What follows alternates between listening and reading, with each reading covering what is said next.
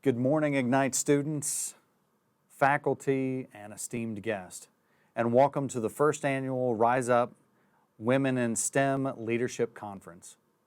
My name is Luke UpChurch, and I'm so excited to have all of you come out today. I'm hoping, I wish I was there in person, I'm hoping that I could see the auditorium full of people, smiles on your faces, ready and engaged for our conversation today.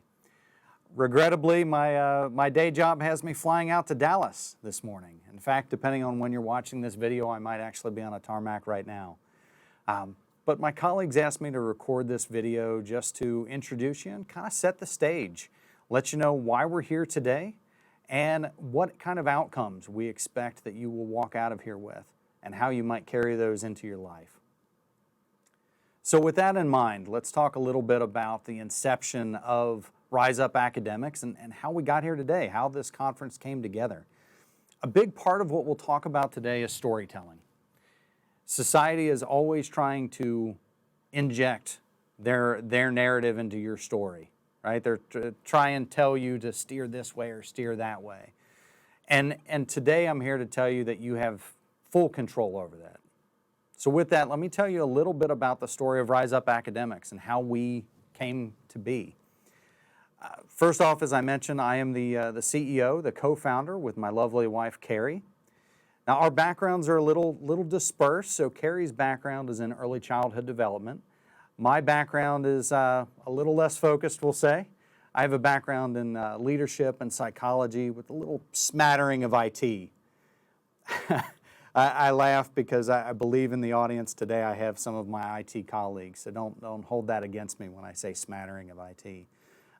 But when folks ask me what I enjoy doing, what my passion is, I tell them it's about finding the diamonds. It's finding the folks that maybe don't believe in themselves, don't understand the power that they have in their own abilities, and helping to remove those barriers. And that concept is really what started Rise Up Academics. Now, I'd love to tell you that Rise Up Academics started as some sort of great epiphany, some sort of magic idea, but really, it started out as a complaint. My wife and I were looking at the education system, not just in Northern Kentucky, but in our society as a whole. We were looking at what we perceived as a lack of opportunities, lack of challenges for our own children. And it started out just as us complaining about it, pointing at the system, asking, why isn't somebody else doing something about it?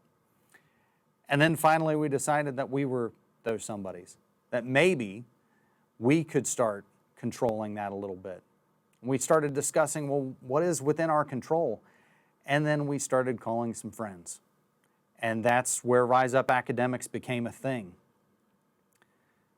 We started deciding how can we go about removing barriers. And one of those barriers that we saw is specific to women in STEM. I know what you're thinking.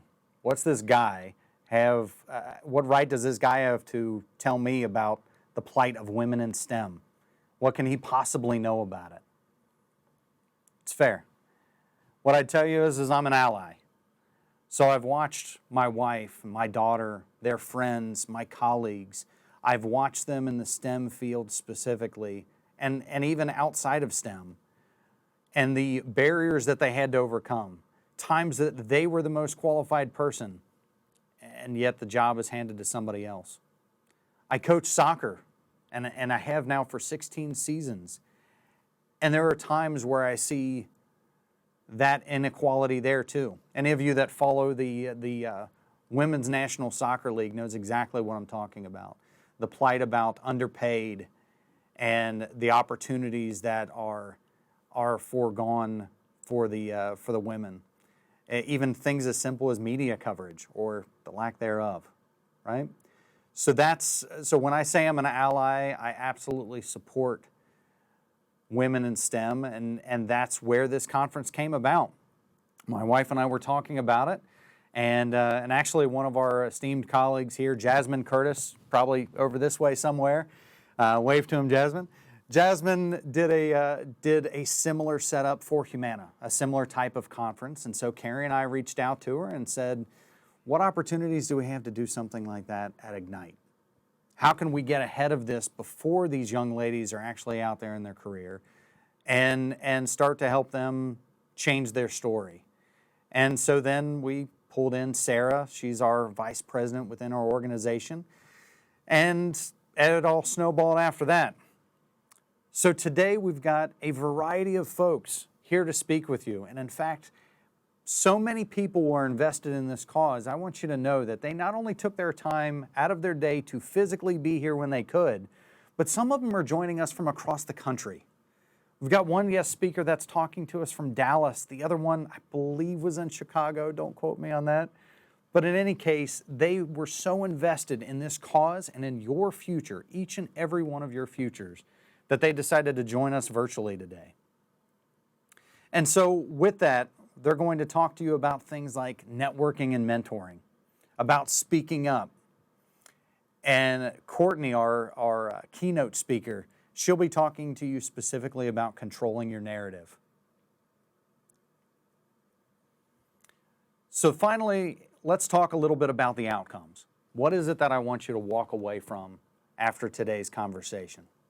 Well, first I'm going to ask that you invest in yourself.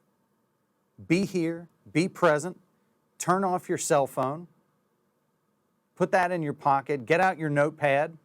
I believe Jasmine might have even hooked you up with one on the way in. So grab that notepad, be ready to take some notes, be active, be present, be ready to ask questions. This is an audience that if you don't come away with at least a couple names jotted in your notebook, either from your peers or from the leaders in this room, if you don't have some names that you're going to look up on LinkedIn and sync up with later, then you did it wrong. So I'm going to ask you today to challenge yourself, adapt your behavior, be here, be present, be now. And with that, I will pass the mic over to our Master of Ceremonies, Renee, my daughter, and she'll get us started. Thank you in advance for your attention, and I'm sure we'll talk soon. I hope to see you next year.